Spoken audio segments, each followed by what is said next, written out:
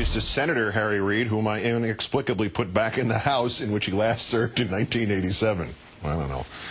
That life takes strange twists, you already know. What you may not know is that if the Kansas City Royals baseball team had recognized the larger-than-life quality of their 1980 director of promotions, or if ESPN had overcome the objections of its mid-90s staff and had hired the self-proclaimed football genius who at least once loitered around its newsroom just so he could watch the preparation of the network's Sunday football shows, if either of those things had happened, the head of the Republican Party today would be Michael Steele.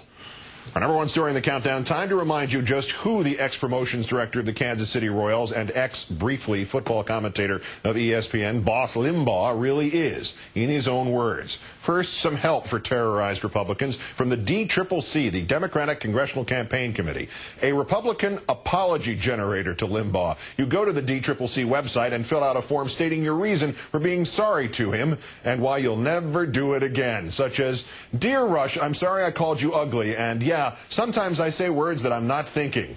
That, of course, is what Limbaugh has done with such benefit to his wallet and such damage to our nation since about 1984.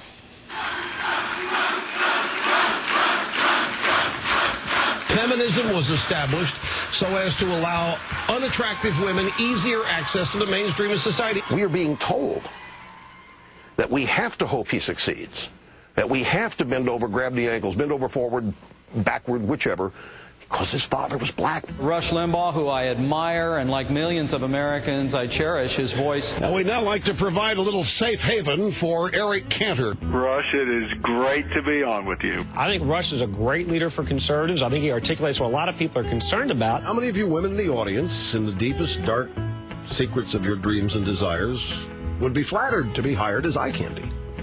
I'm not talking about, I don't know how many of you want to be sexually harassed, or that's not what I was asking.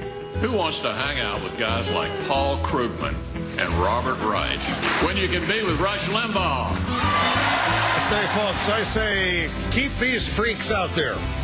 Keep these left-wing socialist freaks out there, the feminazis, the 1960s feminazis. Whenever I hear from any of these Middle East al-Qaeda terrorists, I think I'm hearing Democrat Party talking points. Governor Palin, welcome to the program. Hey, thank you so much, and dittos from Scranton.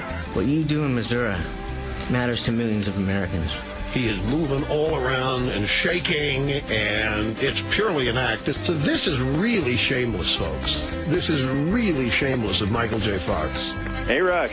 Mr. President, sir. All is well. Do you see our man Ailes at all? Oh, yeah. We're on the radio, are we? For years, the radio talk show host had taken a tough stand on drug cases, advocating prison time for the crimes. But that's not what happened when he faced his own drug charge. I am addicted to prescription pain medication. President George W. Bush calling to congratulate you on 20 years of important and excellent broadcasting. My cat comes to me when she wants to be fed. And after I feed her, guess what? She's off to wherever she wants to be in the house until the next time she gets hungry. And she doesn't have to do anything for it. Which is why I say this cat's taught me more about women than anything my whole life.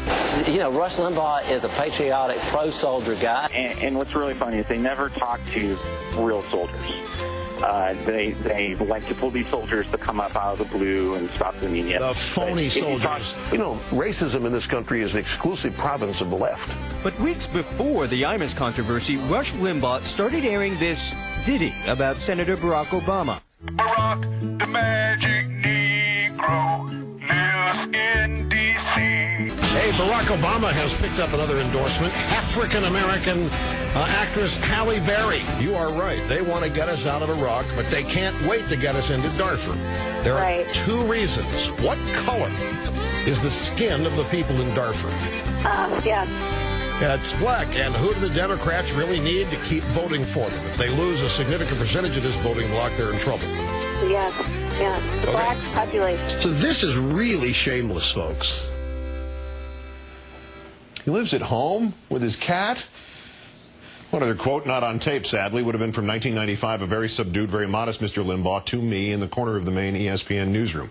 You do a great job. Gosh, I wish I could work here. That's Countdown for this, the 2,125th day since the previous president declared mission accomplished in Iraq. I'm Keith Olbermann. Good night and good luck.